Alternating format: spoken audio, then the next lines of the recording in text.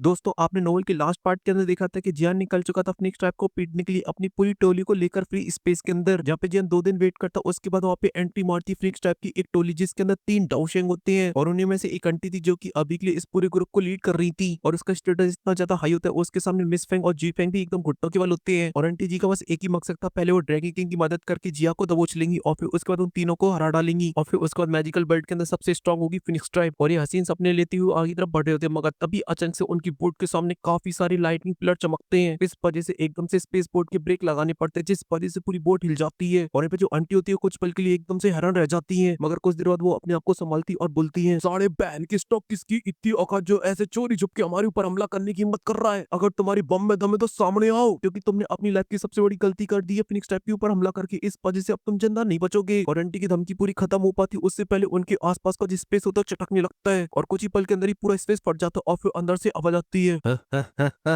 और एक बड़े से स्पेस पोर्टल के अंदर ब्लास्ट होता है और इसके अंदर से निकल आता है एक बंदा और बोलता है कि आंटी जी, अगर हमारी बम में दम नहीं होता तो हम सीधा फिनिक्स ट्रैप पे हमला क्यों करते। औकात की तो बात करो ही मत आप। और इतना बोलते कि सामने वाला जो बंदा होता है वो अपने ऑरे को रिलीज कर देता और बोलता है, डीमन फिनिक्स ट्रायो, तुम लोगों से मिले हुए काफी लंबा टाइम हो चुका है और आप बताइए फेंगुआ जी अभी के लिए आपकी हालत कैसी है, आप टकाटक तो हो ना। वहीं पे ये सुन के जो आंटी होती है आई मीन फेंगुआ होती है वो काफी ज्यादा हैरान हो जाती है और कुछ ही पल के लिए सामने वाले बंदे को देखती रहती है, मगर तभी अचानक से उसकी दिमाग की बत्ती जलती है एकदम से और बोलती है, योमिंग तुम अभी भी जिंदा हो, हमने तो सुना था कि तुम कल्टीवेशन करने गए और टेम्पल गए। वहीं पे सुन के उन दोनों के साइड में खड़ी जो एल्डर थे वो भी हैरान हो जाते हैं, जहाँ पर एक मोटा एल्डर कहता है ये तो इम्पॉसिबल है और साथ ही जो पावर रेंजर वाला एल्डर होता है वो भी हैरान, उसे भी यकीन नहीं हो रहा होता कि ये ओल्ड डीमन अभी भी जिंदा है। तभी जो याओमिंग होते हैं हंसने लगते हैं और बोलते हैं, आंटी जी कैसी बात कर रही हो, आप ना तीनों एकदम बुढ़ापे की उम्र पे पहुंच और अभी तक आप लोग नहीं मर रहे तो फिर मैं कैसे मर जाऊं, मैं तो आपसे छोटा हूं ना। ये सुन के जो फेंगो होती है कंटिन्यू जियान को गुस्से से घूरती रहती है और फिर एकदम गुस्से से बोलती, याओमिंग मुझे फर्क नहीं पड़ता तुम कैसे अभी तक जिंदा हो, मगर तुम्हारा अभी के लिए जो एक्शन है वो कुछ ज्यादा वोल्ट है, शायद तुम अभी के लिए अपनी औकात भूल चुकी हो। हम तुम्हारी 9 पाइथन के मैटर में इन्वॉल्व नहीं होते, इसका मतलब ये नहीं है कि हम तुम्हारी गुद्दी नहीं दबोच सकते हैं। भले तुम टॉप 3 के अंदर आते हो मगर तुम्हारा कंपैरिजन हमारे साथ नहीं है मित्र, हमारी और तुम्हारी स्ट्रेंथ में जमीन आसमान का अंतर है। ये सुन के तो यामिंग भी एकदम गुस्से से आगुल हो जाता है और वो कुछ बोलने वाली होता है, तभी यामिंग के पीछे का स्पेस फटता और उसके अंदर से निकल आता है वन एंड ओनली टर्की जिया, जो कि एकदम मस्त स्वैग मारते हुए बोलते कि सच में जो एंशिएंट डीमन फिनिक्स है वो काफी ग्रैंड तरीके से लोगों की मदद करने के लिए जाती है। और ये जो फेंगो जियान को देखती तुरंत ही जियान के लेवल को पहचान जाती और बोलती है, 1 स्टार डाउशिंग एडवांस लेवल। इस वजह से उसके जो हवा होते एकदम फुल सीरियस हो जाते और बोलते तुम कौन हो। मगर अभी के लिए फिनिक्स टाइप के ग्रुप में 2 लोग ऐसे जो कि सपने में भी जियान को पहचान सकते हैं और वो होती है मिस फेंग और जी फेंग, जो कि जियान को देखकर एकदम से भौचक के रह जाती है और बोलती है जियान। और ये वर्ड जैसी फेंग हुआ के कानों पड़ते गुस्से से आगुल होने लगती और बोलती कि अच्छा तो तुम वही हो जिसने एंशिएंट रुइंस के अंदर फट्टे में टांग अड़ाई थी और हमें ओरिजिनल फूड को नहीं लेने दिया था, साढ़े हरामी तू तो गया। वहीं पे जब जियान ये सुनता तो उसके चेहरे पे स्माइल आ जाती और बोलती अरे यार मैं इतना भी खास नहीं हूँ और इस बात की मैंने उम्मीद नहीं की थी कि मैं फिनिक्स टाइप के अंदर इतना ज्यादा फेमस होऊंगा। और फिर उसके बाद जो जियान तो मिस फेंग और जी फेंग को देखता है और जियान को देखती है उन दोनों की जो सोल होती है एकदम से कब जाती है और वो काफी ज्यादा डर जाती है और उनको पता चलता है कि जियान अब उनकी औकात से बाहर निकल चुका है। और यहाँ पे जो जियान तो मिस फेंग को देखता है जहाँ पर अभी के लिए उनकी जो स्ट्रेंथ होती है एकदम सेम होती है, जहाँ पर उन्हें मिली हुई ऑलरेडी 2 साल से ज्यादा हो चुकी मगर उनकी स्ट्रेंथ के अंदर कोई भी चेंजेस नहीं आए हैं। इसी पर जियान अपने मन में बोलता है कि शायद ये सब इसलिए क्योंकि उसने अपनी बॉडी के अंदर इम्प्लांट कराई थी एंशिएंट फिनिक्स की वुंड, जिस वजह से उसकी जो स्ट्रेंथ है एकदम सडनली बढ़ गई, मगर उसके बाद उसका जो कल्टीवेशन पूरी तरीके से खराब हो गया। इस वजह से अब उसकी जो फ्यूचर हो तो पूरी तरीके से खत्म है। और फिर उसके बाद जो जियान होता है जीफेंग को देखता है जहाँ पर उसकी स्ट्रेंथ काफी ज्यादा बढ़ चुकी होती है, बस अब कुछ टाइम की बात और है वो डाउशेंग के अंदर एंटर कर जाएगा और उसके इसी खतरनाक टैलेंट की वजह से उसे सक्सेसर बनाया गया है फिनिक्स टाइप के न्यू लीडर का। और ये पे जो आंटी जी होती है एक ये फेंगुआ होती है वो काफी ज्यादा गुस्से में होती है, इस वजह से गहरी सांस लेती है और फिर देखती है याओमिंग और जियान की टोली को जिन्होंने अभी के लिए उसे चारों तरफ से घेर रखा होता है। इस वजह से वो समझ रही थी कि अभी के लिए इन लोगों के क्या इरादे हैं। इसी वजह से एकदम डायरेक्ट याओमिंग से बोलती है, याओमिंग ये सब करके तुम अभी के लिए हमारे रिश्तों को खराब कर रहे हो, अभी तक जो 9 पाइथन और फिनिक्स टाइप के जो रिश्ते हैं वो काफी अच्छे रहे हैं, ये सब करके वो पूरी तरीके से खत्म हो जाएंगे। ये सुन के याओमिंग के चेहरे के ऊपर स्माइल आ जाती है और बोलते हैं, यार क्या करूं आंटी जी, अभी के लिए जो मेरे हाथ है वो बंधी हुई है क्योंकि अभी के लिए ऑर्डर आया है एंशिएंट वर्ल्ड के ट्रू रूलर की तरफ से, जैसे कि अभी के लिए आपको आया है। इस वजह से हम लोग आपसे दुश्मनी ले सकते हैं, उनसे नहीं ले सकते, वो तो गॉड फादर है ना। बस अभी के लिए हम दोनों के ऑर्डर बस एक छोटी सी दिक्कत है, आपको इन्वाइट किया उन तीनों ड्रैगन किंग ने और मुझे इन्वाइट किया है ईस्टर्न ड्रैगन आइलैंड ने। और अब देखो चॉइस चॉइस की बात है, मुझे वो पसंद है आपको वो पसंद है। और अभी के लिए यामिंग पेंगुआ से इसलिए डर रहा होता क्योंकि उसका भी एक ऑरा एक टोरा है, भले अभी के लिए जो सामने वाली पार्टी उसका ओहदा काफी बड़ा है और काफी रुतबा है, मगर यहाँ में भी कोई अव्वा चौवा नहीं है, वो भी एक तगड़ा बंदा है। इसी वजह से दोनों के बीच में लड़ाई होती तो एकदम बराबरी की होगी, कौन जीतेगा कोई नहीं बता सकता है। इसलिए जो यामिंग होता है एकदम चौड़ में बोलता है कि भाइयों अगर आप लोग चाहते हो हम लोगों के बीच में कोई दिक्कत परेशानी ना हो तो तुरंत ही अपने बोट पर रिवर्स कर डालो और यहाँ से फुट लो। अभी सुन के जो आंटी जी वो कहाँ शांत बैठने वाली होती, इस वजह से से बोलती है, यामिंग औकात बहुत ज्यादा हो रही है तुम्हारी, और तुम मुझे आदेश करेगा और मैं यहाँ से चली जाऊंगी। और हाँ, अभी के लिए जो तुमने पार्टी को चूज किया वो उसकी भी हालत कुछ ज्यादा सही नहीं होगी। मुझे तो अभी के लिए ऐसा लग रहा है कि उन तीनों ड्रैगन किंग ने ऑलरेडी ईस्टर्न ड्रैगन आइलैंड को पूरी तरीके से खत्म कर दिया होगा। इसी वजह से अब तुम वहाँ पे जब पहुंचोगे तो वहाँ पे तुम्हें खंडर के अलावा कुछ नहीं मिलेगा, सब कुछ खत्म हो चुका होगा, और जो ड्रैगन एम्प्रेस है उसका पूरी तरीके से पत्ता साफ हो गया होगा। ये सुनते ही जान का एकदम से गुस्सा बढ़ जाता है और वो अपनी मुट्ठी को कस के दबाता है, जिस वजह से उसकी बॉडी के अंदर से काफी ऑरा बाहर निकलता है और बोलता है कि इन तीनों ड्रैगन किंग को अभी के लिए कुछ ज्यादा जल्दी है, इसलिए मुझे अभी के इस मैटर को जल्द से जल्द खत्म करना होगा और जाके मदद करनी होगी। और ये बोलती है कि जो जान होता है तुरंत ही आगे आ जाता है और बोलता है, तुम लोगों के पास एक लास्ट ऑप्शन है, जल्दी से यहाँ से फूट लो वरना तुम लोगों में से अभी के लिए कोई भी जिंदा नहीं बचेगा। और जब जूफेंग जियान की इस तरह की ब्रूटल धमकी को सुनता तो वो काफी हैरान हो जाता है, क्योंकि जिन अब तो पहले से भी ज्यादा बदतमीज हो चुका है। पहले तो अपने एज के लोगों की बेइज्जती करता था, अब तो आंटियों की बेइज्जती करने लगा है, जो कि एक ट्रू डाउशन है। इस वजह से कॉन्टिनेंट की सबसे पावरफुल लोगों में से एक है, मगर फिर भी जियान इनके सामने एकदम फुल चौड़ में खड़ा है। वहीं पे ये सब सुन के एक मोटा सा एल्डर होता है, वो हंसने लगता है और बोलता है, मेरा नाम यांग वांग है बच्चे, तू तो छोड़, तेरे बाप का भी जन्म नहीं होगा तब मैं सेंटर पेंट के अंदर आतंक रखता फिरता था, मेरे नाम से लोग कांपते थे, तू अभी के लिए इतना बदमाश हो गया, तू हमको धमका रहा है, औताद में ले औताद में। और ये पे जो आंटी फेंगुआ होती है वो भी अभी के लिए काफी गुस्से में आ जाती है, इस वजह से वो चिल्लाती बोलती है, जाओ जाकर मार डालो इसे। ये सुनते ही जो बुड्ढा होता है एकदम फुल जोश में आ जाता है और अपनी दीदी को रिलीज कर देता है। और आंटी अभी के इतना कॉन्फिडेंस से इसलिए बोली होती है क्योंकि जो यामिंग है वो अभी के लिए उसी की बराबर का है, इस वजह से उन दोनों के बीच फाइट होती तो कौन जीतेगा इसके बारे में बताना बहुत ही तो मुश्किल है, मगर अभी के लिए उनके पास एडवांटेज टू डाउशिंग का, वहाँ पे सिर्फ एक एडवांस लेवल का डाउशिंग है, इसी वजह से वो जियान की धमकी से पीछे कैसे हट जाएंगी, वो भी जियान को बिना मारे। और फिर जब यामिंग देखते कि बात हाथापाई पे आ चुकी है तो वो भी जोर जोर से हंसने लगता और बोलता कि चलो हम भी तो देखिए आंटी कितनी ज्यादा स्ट्रांग होगी और उनके दो नमूने, चलो आजा हो जान दो दो हाथ। ये सुन के जो फेंगवोन होती है वो अपने थ्रोन से खड़ी हो जाती है और बोलती है, अभी के लिए मैं 1-on-1 फाइट करूंगी यामिंग से, तुम लोग बाकी के लोगों को संभालो, जहाँ पे यांगोंग तुम जाओ इस लड़के के पास और इसकी गुद्दी दबोचो और इसको इतना मानना कि जिंदा होने पे भी रिग्रेट करे, और कहूंगा तुम जाओ और जाकर बाकी लोगों के साथ मिलकर बाकी के लोगों को दबोचो, सारा कोई भी जिंदा नहीं बचना चाहिए। और इतना बोलते हैं जो आंटी होती है वो अपनी देवी को निकालती और देखती यामिंग की तरफ और सीधा हमला कर देती है। वहीं पे जो यामिंग होता है वो भी अपनी देवी को बाहर निकालते और काउंटर में हमला कर देते हैं और फिर स्टार्ट हो जाती है उन दोनों के बीच में लगातार चारों तरफ स्पेस टूटने लगता है और माहौल एकदम फुल बेबी हो जाता है। और जो बाकी के लोग होते हैं अब वो भी तैयार हो चुके होते हैं, जहाँ पे जो यांगो होता है वो जान के सामने आ जाता है, जिसे देख के जो जान होता है बिल्कुल भी डरता और बोलता है, अंकल जी तुसी हमरा कुछ नहीं बिगाड़ पाओगे, मेरी बात मानो, अकेले आप नहीं अपने साथी को भी बुला लो, क्योंकि अकेले तो मेरा सामना नहीं कर सकते हो, मेरे सामने एक से भले दो ही रहेंगे वरना फुटबॉल बना दूंगा मैं आपकी। मगर जो यांगो होता है जान के सामने से जाने लगता और वहाँ पे आ जाता कुआं। ये देख के जो जान होता बोलता कि ये लातों के भूत बातों से नहीं मानेंगे, इस पर तुरंत ही वो अपनी हैंड साइन को चेंज करने लगता है और जान की बॉडी में से आने लगती उसकी गोल्डन दुई की। इसी वजह से बोर्ड के साइड पे एक बड़ा सा ब्लास्ट होता है और जान कन्वर्ट हो जाता है अपनी बड़ी सी किंग कॉन्ग ग्लास बॉडी के अंदर एकदम 99 फीट के साथ। और फिर जान एक पल की देरी नहीं करता और अपना एक पंच बनाता है और सीधा हमला कर देता है। वहीं पे जब कुंगवान देखता है कि उसकी तरफ इतना खतरनाक पंच आ रहा है तो फिर वो भी हैंड साइन को चेंज करने लगता और बोलते हैं कि डिवाइनिंग एंगल, और इतना बोलते हैं एक पावरफुल अटैक काउंटर में कर देता है जान के ऊपर। मगर जान के चेहरे के ऊपर स्माइल आ जाती है और बोलता है कि अंकल तुम्हारी बातें तो बड़ी बड़ी थी मगर आज तुम पिटोगे क्योंकि तुम्हारे अटैक एकदम लप्पू से हैं। और इतना बोलती है कि जान का जो पंच होता है उसके अटैक में जाके टकराता है, जिस वजह से उसका अटैक तुरंत ही नष्ट हो जाता है। इसी वजह से जो जियान का पंच होता है जाके सीधा कुंगवान के मुंह में पड़ता है और उसकी बन जाती है फुटबॉल और वो वहां से काफी दूर लुढ़का हुआ चला जाता है और धैक होने की उल्टी धैक होने की उल्टी